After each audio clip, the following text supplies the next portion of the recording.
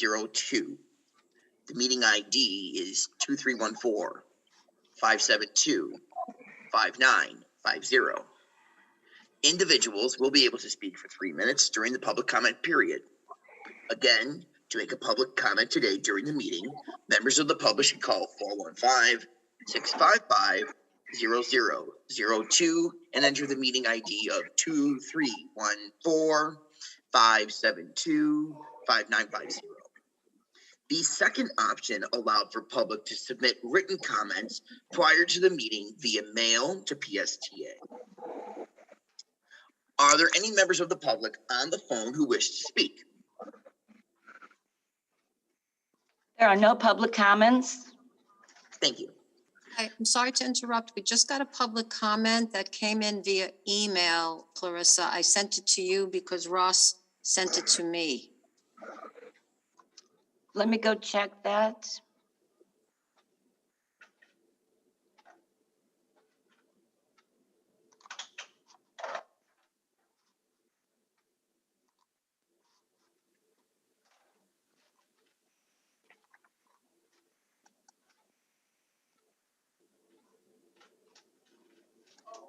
I'm not seeing that.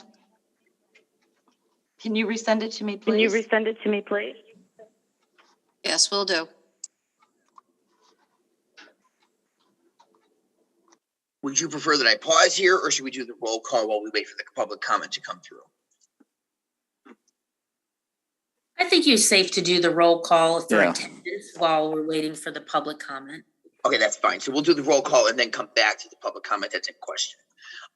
In order for to confirm that you can speak and see and hear one another, we're going to be doing a roll call. When I call your name, please unmute and say present here. So here we go. Roman, please. No Roman. Andrea Barron. I am here. Jay James. I'm here. Chelsea Schneider. Or I might have said your last name wrong. I'm so sorry. Chelsea S. Maxwell Johnson. Present. Terry Dunphy.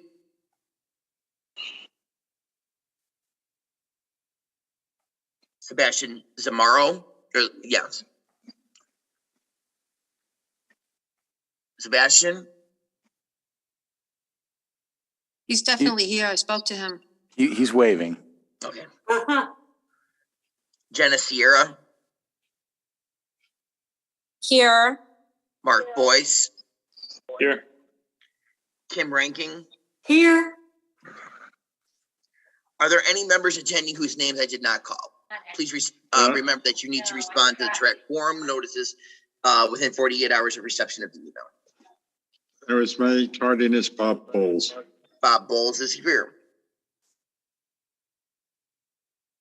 Okay. Clarissa, we're ready to go with that public comment? Yes, I have the public comment. Okay, so let's And I will revert back read- to that chair report. I will read the public comment now.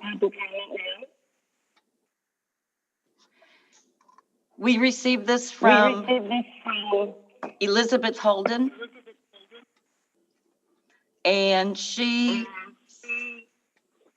says access paratransit service is not working out. Many times dispatch will get me to church half an hour late. I have canceled the ride because I have missed the service completely. Last time was Palm Sunday when the dispatcher assigned 3 riders to the van. The driver knew he wouldn't complete the task, so he did his best by taking care of the lady in downtown St. Pete. He picked me up. When we then picked up and dropped off the second fellow at Kohl's at Park Street in Tyrone. It was 11 o'clock and mass had already started. Now we could head back to my drop off in Ridge Road. These 3 riders were 3 different directions. Also, Kim had an idea of sending a text at the beginning and at the end. Text messages are in between are very confusing because it looks like I have more than one driver pounding on my front door, but I'm not ready. I've learned to get ready by 10 o'clock church start. And also the driver's messages and writer's messages do not correlate. Write-ins are even more complicated. He's got to fit that next write-in somehow. When the text tells me I have more time, I don't believe it. Also, the text will push the times ahead and then back again without reflecting what's really happening. Another topic, this is the last one. Another topic is getting passed up by drivers on Route 79 and 74. They will not stop to tell me they already have 2 wheelchairs. A few times this happened in the past. The drivers always stopped and apologized. They even told me when the next bus would be there. I called into every customer service every time. I spoke with Ross Silvers about where and when, but this new passing up me and my wheelchair is getting worse. The problem used to happen once every 2 or 3 years, but it's happened 3 or 4 times in the last 6 months. If access appears to be working, it means that riders are choosing not to use access or calling MOD. She said she's going to call MOD. So Bonnie, I see that you're online. I will go ahead and forward this to you too, just in case you haven't received this yet. I've got it. Don't worry. Okay, wonderful. And that's the end of public comments. Okay, thank you, Clarissa, for doing that. All right, let me get this back up. Okay, so we're now going to move on to the chair's report. Good afternoon again, members and panelists. In the interest of time, I'll briefly mention the topics covered at the March 2022 Psta board meeting. There was a video presentation in honor of Women's History Month. I updated the board about TRAC's tour of the Park Street Terminal and the essential need to support a new Clearwater Transit Center. The board unanimously voted in favor of both the Psta recommended compensation adjustment that the Service Employees International Union requested and the 2021 audit results. Brad, do you have anything that you would like to add? No, I just want to thank everybody who came to that. I thought that was a really great event. Thank you, Mark. You're welcome. All right, let's move into our informational items. First up is letter A, TRAC Initiative and the RAISE Grant, and we're going to be hearing from Bob and Abhishek. All right, thank you. This is a real pleasure for me. We've got some great stuff here. We had a great discussion in February talking about our initiatives, and you as a group gave us some great ideas. What we've done, and you can see this in your packet, is we've pared it down to 3, and most of the ones we had to weed out were because of funding. Some great suggestions, things we all really want to work on, but they were contingent upon Psta having just the funding we don't have right now. So we've come down to promoting the STAR Award, continuing that, as well as promoting the adoption of and then giving us the feedback, helping us implement Flamingo Fairs, because that's going to be ongoing for a while. And the one I am just most excited about is the support for our federal funding ask, which is called the RAISE Grant. That's going to be, if we get it, the funding that will be used to build a new terminal in Park Street. And what the TRAC has done already for that is really more than I've seen from a TRAC group in almost 17 years. When you came out to support us last month, it was a great backdrop for the media. Everybody was there, and you got to see firsthand some of the issues and why we need to replace this. Gloria's not here, but I'm going to call her out anyway for a wonderful letter to the editor. I thank her very much for that. That got in the Tampa Bay Times this week. Our chair wrote a letter to Pete Buttigieg. That's going to help. And then some of you may not know, but Sebastian was spending days out at Park Street Terminal getting signatures, pages of signatures.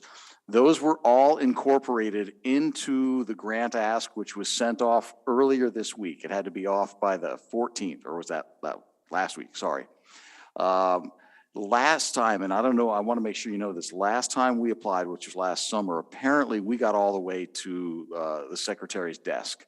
It was that highly rated. And we've heard some information that we believe people in Washington may think we are Tampa, because we have applied for this grant or its predecessors 12 times and have never gotten one. So apparently that has been taken care of. And with all of your help and everything you've done and the support going in and some of the modifications that Abhishek and his crew have made, we're really optimistic about this. And I can't thank you all enough, because this is a really big deal and you have been wonderful. Oh, and by the way, we should be hearing sometime later in the year whether we got it. Great. That's a wonderful. Would anybody else from staff like to add something? No, I think Bob got it all, but I really appreciate everyone's support and all of you showing up to Park Street Terminal. I mean, to really see firsthand what are some of the issues that we as an agency, but also the writers are facing at the old terminal. So again, big thanks to all of you. Yeah, that was it was a very interesting experience coming up there and being able to see it in person and getting to see all of you in person as well, since I haven't seen many of you in live in quite some time. Okay. Given that's just an information item, we are going to move on to letter B, which is the TD Equity Fair policy recommendations from Nicole and Cassandra. Cassandra, we'll go over to you. So Nicole is here and she is ready. I see her now.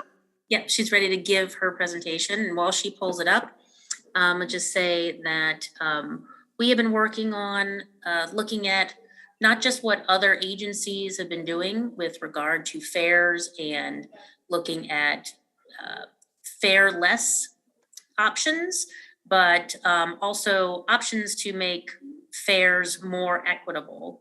And we did talk to the board in May about this. And Nicole is going to tell you what we found in the research and how we're making some progress. Go ahead, Nicole. All right. Thank you, Cassandra. Thank you, Mr. Chair and TRAC members. My name is Nicole Dufa, project planner, and I'm here today to present to you about the latest step in our recommendations for fare equity, where we are hoping to increase the income threshold for riders to become eligible for the Transportation Disadvantage Program. For those of you who don't know, that is the $11 a month bus pass. So you may remember that we came to you about this time last year. We were studying the national trends on how to make transit more equitable, and more specifically, how we can increase equity in PSTA's fare structure. We first recommended the implementation of daily and monthly fare capping with flamingo fares as a way to improve equity. Our second recommendation, which we did, by the way, so that is ongoing now. Our second recommendation was to improve access to our current existing low-income reduced fare program, also known as TD, or Transportation Disadvantage. The mobility team has already been implementing using eligibility of other social service programs like SNAP benefits, and is currently working on the feasibility of making the application fillable online. Our final recommendation was to expand PSTA's income-based discount option to more individuals. And so this is the recommendation that we are talking to you about today. So PSTA's TD program is a discounted fare program for riders earning 150% of the poverty level or less. In 2022, 150% of the federal poverty level is only $9.80 an hour when you are working 40 hours a week full time. Those who qualify for under that 150% of federal poverty level pays only $11 a month for their bus pass versus the full monthly fare of $70 a month. So that means TD riders are saving $59 every month on transportation costs. That's really a huge deal when you're living on a tight budget. TD riders are also required to recertify their income annually, so they essentially have to reapply every year. And so when we restarted our fare collection last summer, after being free all pandemic, we quickly recertified them as early as June of 2021 so that they could only pay the $11 a month bus pass when we restarted our fare collection. This income recertification process would have started before Florida recently increased the state minimum wage to $10 an hour, which is true for 2022. And so this means, based on the current 150% of the poverty level, when current TD riders who are on the program now recertify as early as June this year, assuming all of the wages have increased to $10 an hour and they're working full time, they will no longer qualify for TD. That means they're no longer eligible for the $11 a month bus pass. And that doesn't take into account the extreme growth our county and region has experienced in the past year.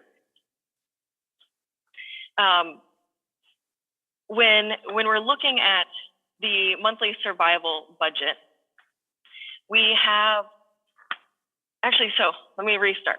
So when we're thinking about the TD riders who are no longer eligible if they make $10 an hour, that $10 an hour doesn't mean a huge bump in wages, right?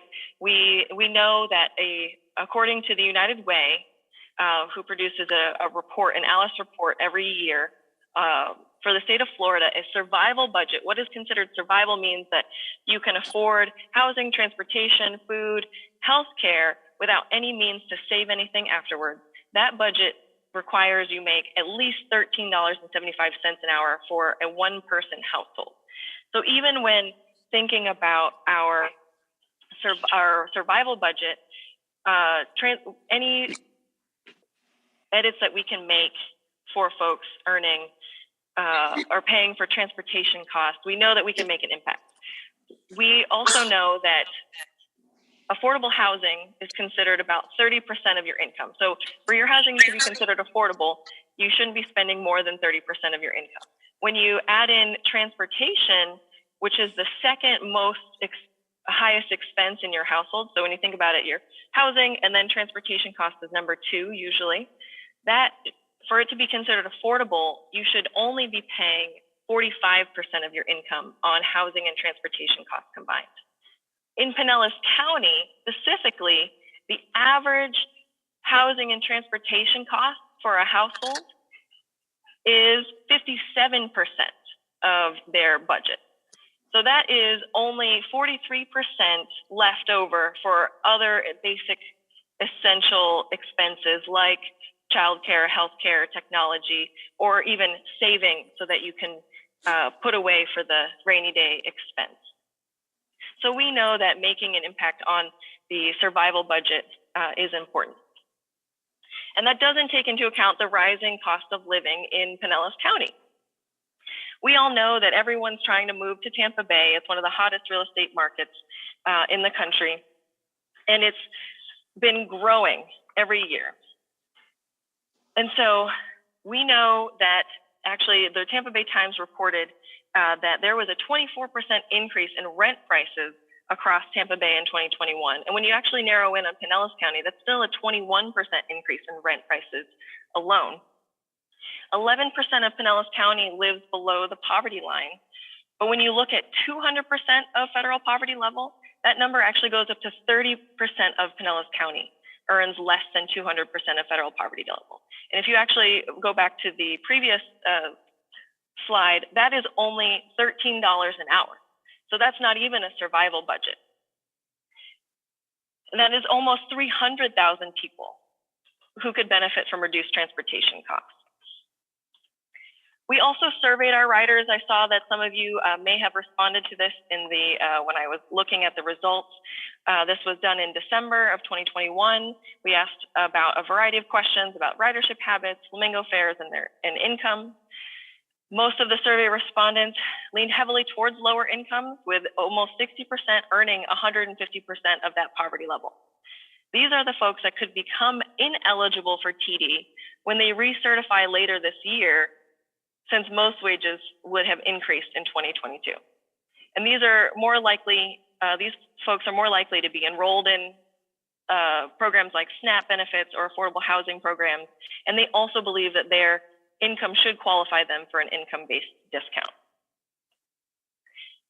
Now, on the financial side of this conversation, our grant funding. So we get money every year for the TD program.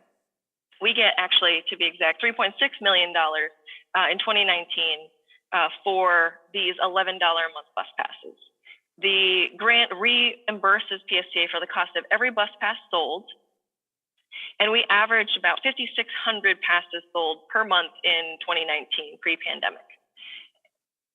In 2022, now, where we are now, we received the same $3.6 million, but our TD bus passes have actually, the purchases have been reduced by over half. So we're only averaging about 2,200 passes a month in December 2021.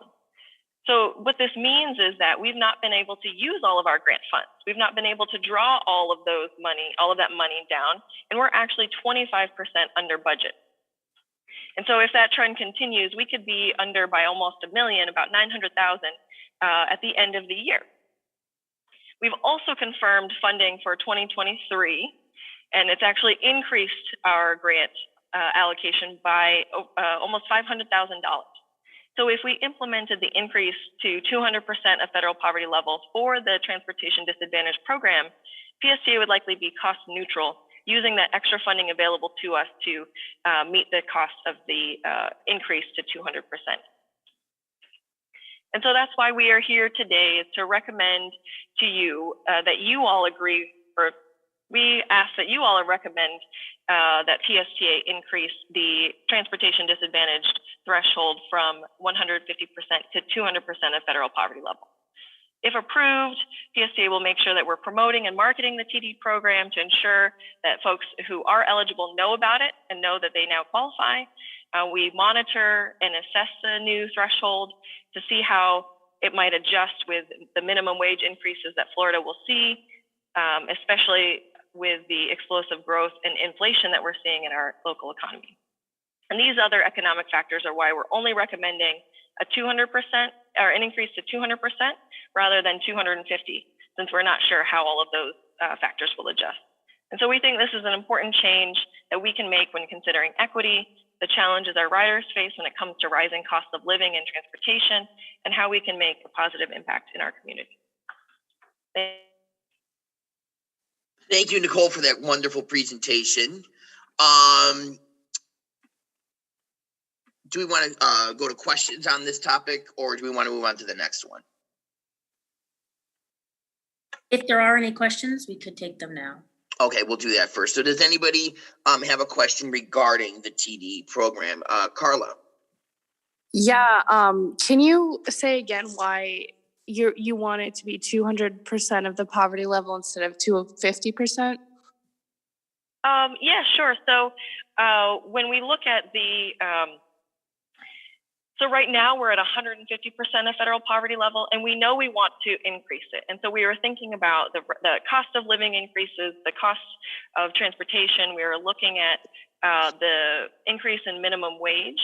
And we know that there's a lot of factors going on this year with the pandemic, the economy, inflation. And so we don't want to go too fast, too quickly. We want to see how our budget will be able to support the increase to 200% of federal poverty level before we increase it anymore.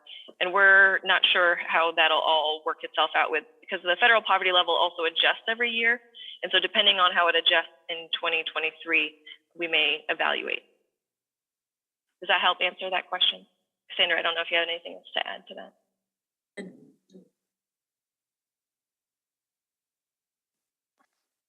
Okay. All right. Thank you very much. Thank you, Nicole, for that lovely presentation. And with that, let me bring back up our agenda. We're going to move on to information item letter C, and that's the PSTA Access Accountability Monitoring. And for that, we're going off to Bonnie. Awesome. Thank you so much. Good afternoon, TRAC members. I'm Bonnie Epstein. I'm the Director of Mobility Services. And today I'll be going over some metrics and graphs. Hopefully you all have this in your packet. If not, I can share my screen, but I think you guys should all have it. If there's any questions, let me know. The first graph that we'll be going over that you should have is our ridership between 2019 and March of 2022. The long-term trend here, what we're seeing is access ridership has been decreasing with MOD ridership increasing. We're at about a 50-50 split now between access and MOD ridership. The next graph is our monthly complaints. We've got our complaint baseline set at about 17 complaints per month. And we're seeing a downward trend in our complaints with only 8 complaints in March of 2022. So we're really excited about that. The next one on the little one pager is our on-time performance with the access and MOD service. We're really proud of our on-time performance on our access services at PSTA, well above 90-95%. So getting customers where they need to go on time. Going down the left side of the one pager, we've got our software improvement milestones. So this is, we've been working with the Spare platform that we launched in December of 2021 on some software improvements to improve on efficiency and being able to fit trips in for the access service. We're on track to launch our latest update this coming Friday with the next updates to the software coming in the next couple months. So really excited about that. The last box on the left side is our contract with Spare. To date, we've only spent $173,000 out of our $1.6 million contract with the Spare software. So going down the right side of the chart there, we have our 30-minute schedule adherence. So this is a little bit complicated, but we've had a few issues in the past of getting the trips or standing orders to fit in at their requested times or roll out at the correct time. We've improved with that over the last month, thanks to some of our improvements with the Spare software. And we really hope to see that issue go away, this month or next month, everything fitting in the requested pickup windows. And then the last chart on the page are will call fulfillment. So we've got numbers for March of this year. So what we're looking at in this graph is the number of trips that we're able to pick up that are ready early. When customers let us know that they're ready early, we can pick them up. Or when they call us and they say, hey, I'm not ready yet, I'm gonna have to call back in when I'm ready to go. And we're able to pick those customers up within an hour, about 57% of the time. So we really hope that we can increase that over the next months to come.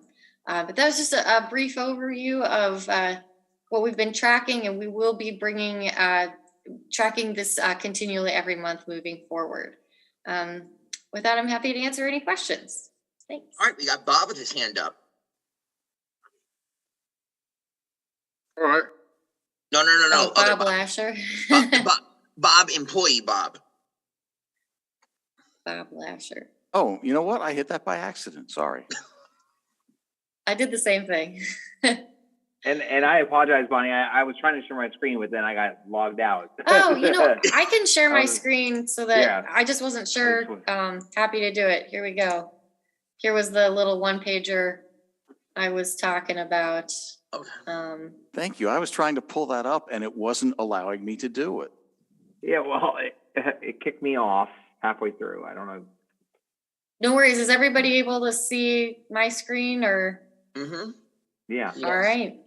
Now, I remember when I was at the board meeting in March, one of the members asked me, they were starting to ask questions about this program and access. Did we ever answer the board member's question? I don't remember exactly what they asked. Yeah, I wasn't here for the board meeting last month or, a couple weeks ago. Was there a specific question that they, sorry? No, I mean, Mark, I think at the March board meeting, we kind of previewed that we were putting this, sort of these metrics together. At the March, at the week prior planning committee, Bonnie had led a group, sort of a discussion with our contractors that we have that are now providing Psta access and our software provider. We heard from some riders that were concerned about the you know, or that had complaints about some late or missing trips. And then I think the question that was asked that you're recalling was board member Josh Schulman suggested that some of these issues, since we do have several folks that use PSA Access on the TRAC committee, that we engage the TRAC committee more in monitoring this. And that's exactly why we put this on this agenda, so that Bonnie can present the metrics, and you'll see those as we finish implementing the software. We can kind of all keep track of it. And here, if the folks on the committee are having any other issues, then we'll track that too. Okay, that's wonderful. Okay, do we have any other? Let's go back to now, Bob, the real Bob. Yeah, yes, I did have a question, and actually, is there a limitation on the contractors as to how late drivers are available? For example, I'll try to get a ride from Access for, let's say, 9:30. The bus line running off of runs until 11 o'clock, but there's usually not driver availability. Is that a contract issue, or is it just a labor issue, or how does that run? So if you run into that experience, we've tried to put in place the call taker to let us know if that issue comes up. Sometimes the way we set up the duty structures in the spares platform, there's a little bit of an issue there, but we're able to fix it if we know if it's there, we'll address it right away. Usually we don't see that, but if you happen to have that issue, just let the call taker know the bus route runs that late. You should be able to make the trip. We've instructed all of our call takers to let us know that issue happens, and we'll fix it. Okay, because the call takers know, and I'm running off lines like the 18 and the 59 that are running until 11 o'clock, but they'll look and look and look and say, no, nothing open, nothing open, nothing open. Yeah, if you run into that issue, you could definitely let me know. I dive in there all the time, so happy to take a look at that.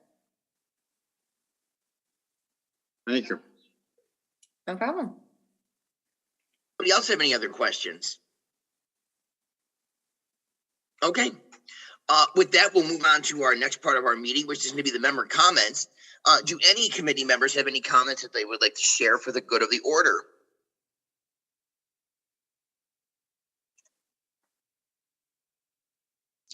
I have a question. Are we going to say anything about the public comment we received? Because it sounded like they had quite a few issues, and I would just like to hear what is going to be done with that.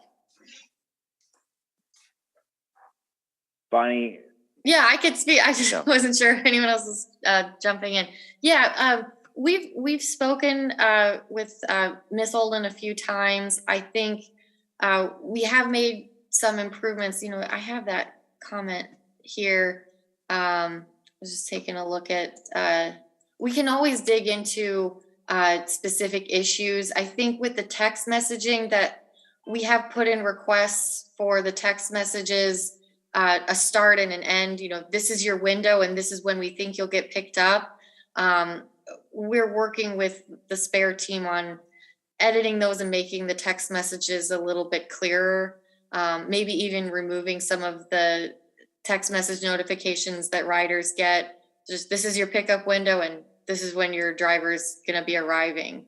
I think I can't speak to the complaints on the 79 and the 74, but we'll continue to talk with her to make sure all of her and Kim's feedback about the text messages gets incorporated. We're actually meeting with Spare on Thursday about that. And I'm going to forward the message to operations for the 74 to 79 so they can talk with the drivers there.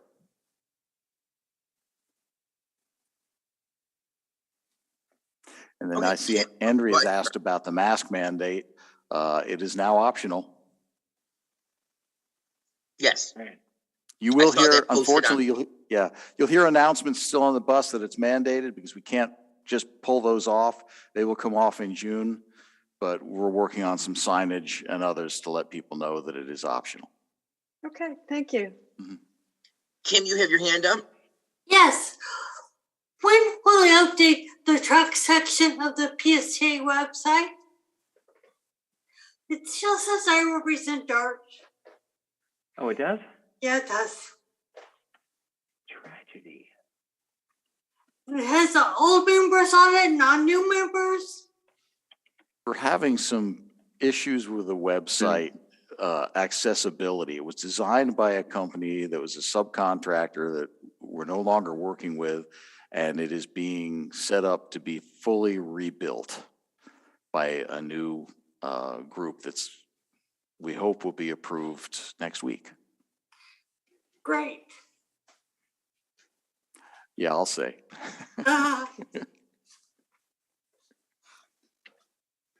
Oh, yes, it does say DART. Yeah. And it doesn't even updated. I And believe I To be honest, I've never even been to that before, the track piece of the website. Well, that's where you'll also find the forms to submit a Track Star Award too. Yeah. Ah, okay, thank you. Yep. it does appear to be updated with the right track members, though. Or were Yeah, you but I thinking would Kim, ask that my name be changed because it has my dead name. Oh, yeah. Hi, it's Marianne. I'll make sure that DART gets changed to PSTA Access. And Jay, your correct name is changed. Thanks. You're welcome. And I have one question. Maybe something's coming along the line. I get emails about like this is testing message sign thing at Grand Central Station. I get these weird emails about it. You do? Yeah. Oh, really? I'll forward it the next time I get one. Yeah, please. Don't know how I'm getting it, but it's very interesting. Okay. Speaking of that, I'm sorry, Mark. I apologize. I mean, No, you're fine. Speaking of the Grand Central and the signage at Grand Central, is any of the electronic signage going to be replaced because often they're not working, and not everyone has a smart. That's a great question. Those signs are now 12 years old, and they are the technology in them is no longer working, but we have a great maintenance and technical staff that thinks they have a MacGyver solution to get a few more years out of them with a fix that they're testing now. So I think they have put out of order signs on all of them, and but they're hopeful to get them up and running again. Probably they have to go around to each sign and do this repair. So I think it's going to take about a month, but then they'll be up and running again. Hopefully, keep our fingers crossed.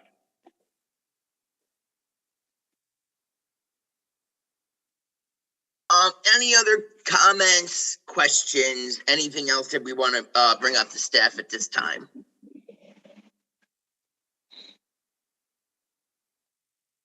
Okay. With that, we are going to adjourn this meeting, and our next meeting will be on Tuesday, May 17th at 4 o'clock. Hope to see you there.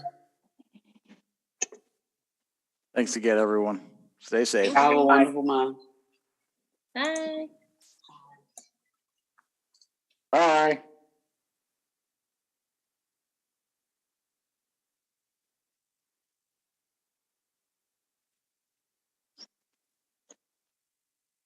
Sorry, I lost internet. Have a good month, guys.